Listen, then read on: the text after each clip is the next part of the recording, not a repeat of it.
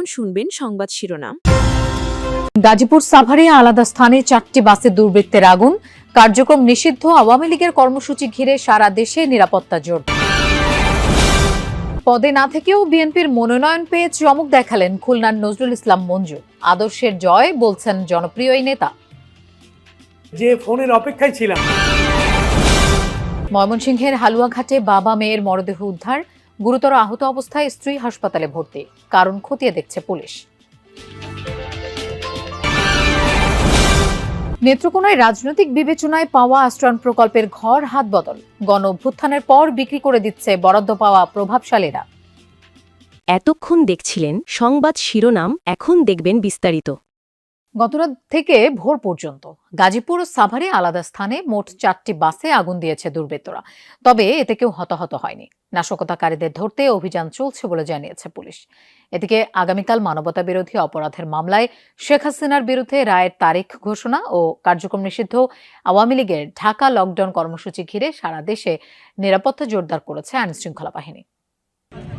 গাজীপুরের ভোগড়া বাইপাস এলাকায় রাস্তার পাশে রাখা ছিল ভিআইপি পরিবহনের একটি বাস। ভোরের দিকে বাসটিতে আগুন দেয় দুর্বৃত্তরা। খবর পেয়ে ঘটনাস্থলে গিয়ে আগুন নেভায় ফায়ার সার্ভিস। তবে এরই মধ্যে সম্পূর্ণ পুড়ে যায় গণপরিবহনটি।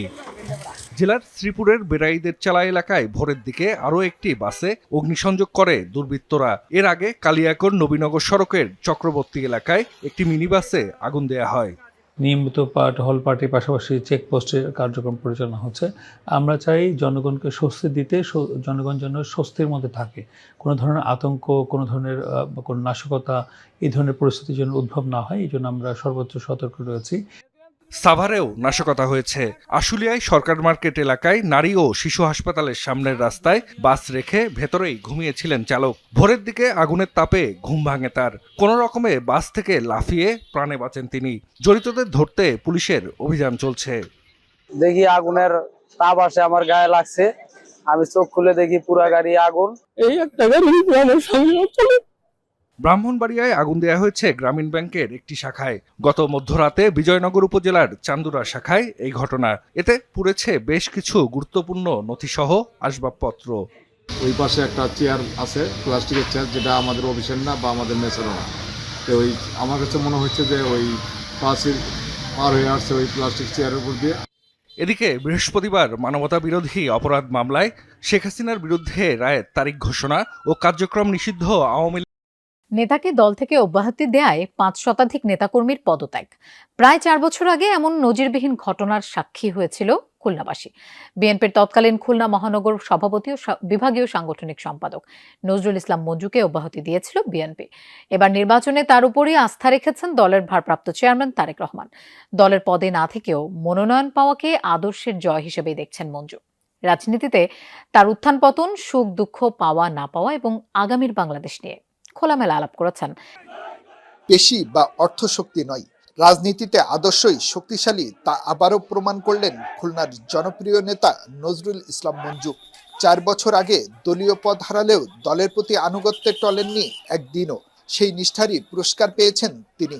আগামী জাতীয় সংসদ নির্বাচনে খুলনা 2 আসনে বিএনপির প্রার্থী হিসেবে মনোনয়ন পেয়েছেন। 2021 সালের ডিসেম্বরে বিএনপির তৎকালীন খুলনা মহানগর সভাপতি ও বিভাগীয় সাংগঠনিক সম্পাদকের পদ থেকে মঞ্জুকে অব্যাহতি দেয় দল।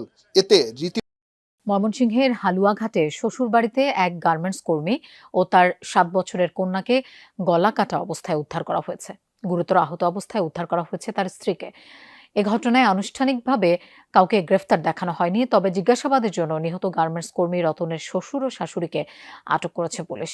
জেলা পুলিশের পাশাপাশি তদন্ত করছে সিআইডির ক্রাইম সিন ইউনিট।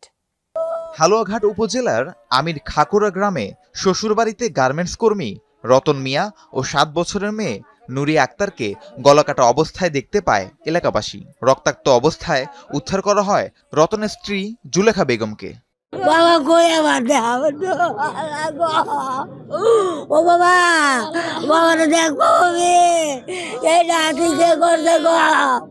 খবর পেয়ে ঘটনাস্থলে পৌঁছে একটি ধারালো অস্ত্র, খালি বিষের বোতল এবং রতন মিয়ার লেখা সুইসাইড নোট ও বিয়ের কাগজপত্র উদ্ধার করে পুলিশ।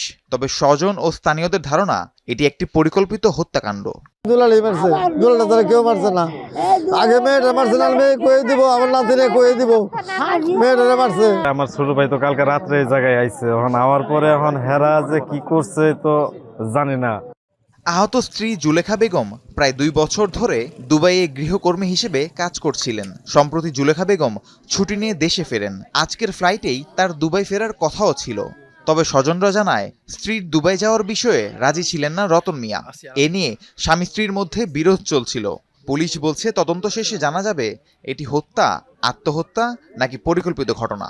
পারিবারিক বিরোধের কারণে ঘটনা ঘটে থাকতে পারে বলে আমাদের ধারণা, এবং আমরা আনুষঙ্গিক বিষয়গুলো আমলে নিয়ে তদন্ত করছি। আমরা খুব শীঘ্রই বের করে ফেলবো কারা ঘটনার সাথে জড়িত। এরই মধ্যে সিআইডির ক্রাইম সিন ঘটনাস্থল পরিদর্শন করেছে। মরদেহ দুটি ময়নাতদন্তের জন্য পাঠানো হয়েছে ময়মনসিংহ মেডিকেলের মর্গে।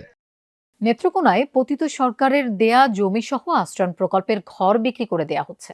স্থানীয়রা বলছেন, এসব ঘরের বরাদ্দ রাজনৈতিক বিবেচনায় হওয়ায় ঘর পেয়েছেন প্রভাবশালীরা, তাই তারা ঘরে উঠছেন না। উদ্বোধনের পর থেকেই খালি পড়ে আছে 60-70% ঘর। কোনো কোনো স্থানে বিক্রি করে দেয়া হচ্ছে বরাদ্দ পাওয়া ঘর। পড়ে থাকা এসব ঘরের বরাদ্দ চান প্রকৃত ভূমিহীন মানুষ। বিষয়টির খোঁজ নিয়ে নতুন করে তালিকা প্রস্তুত করে উপকারভোগীদের মাঝে বিতরণ করার আশ্বাস দিয়েছেন জেলা প্রশাসক। যে ঘরটি হওয়ার কথা ছিল অসহায়দের আশ্রয়, সেখানে জায়গা করে নিয়েছে ক্ষমতার দাপট আর টাকার প্রভাব। যাদের জমি আছে, ঘর নেই, এমন মানুষের জন্য আশ্রয়ণ প্রকল্পের উদ্যোগ নেয় পতিত আওয়ামী লীগ সরকার। প্রকল্পের আওতায় নেত্রকোনার খালিয়াঝুরির হেমনগর কান্দায় 2022 সালে নির্মাণ করা হয় 350টি ঘর। 2023-এ হস্তান্তর করা হলেও মাত্র 95টি বাদে বাকি সব ঘর এখন তালাবদ্ধ। স্থানীয়দের অভিযোগ, আশ্রয়হীনদের দেওয়ার কথা থাকলেও বেশিরভাগ ঘরই বরাদ্দ পায় তৎকালীন প্রভাবশালীরা। প্রয়োজন না থাকায় এখন বিক্রিও শুরু করেছে তারা। 60,000, 500,000, হ্যাঁ, এই 1 লাখ এরকম বিক্রি করতেছে। কিন্তু যারা বাড়ি ঘর বেশি আছে, মানে সুখ সুবিধা, ওরার ঘর দর বিক্রি করে যাইতেছে। কিছু বেশি কিনে হইতাছে, কিছু মানুষের দহলেও আছে, কিছু কেউ হামাইছে থাকতেছে এইভাবে। শুধু হেমনগর কান্দাই নয়, জেলার বেশিরভাগ আশ্রয়ণ প্রকল্পেরই একই অবস্থা। ফাঁকা পড়ে আছে অধিকাংশ ঘর। নির্মাণের কয়েক বছরের মাথায়ই ব্যবহারের অনুপযোগী হয়ে পড়েছে। ঘর নির্মাণে নিম্নমানের উপকরণ ব্যবহারের অভিযোগও করছেন বসবাসকারীরা। অনেক ঘর আছে বৃষ্টি পরে, জানালা খুলে জায়গা, দরজা খুলে জায়গা, এটা মেরামত করছে না। তো আর লড়ার লাগে ঘুমাইতে পারি না, বয়ে উঠতো ঘুমাতে কেলা খায়া।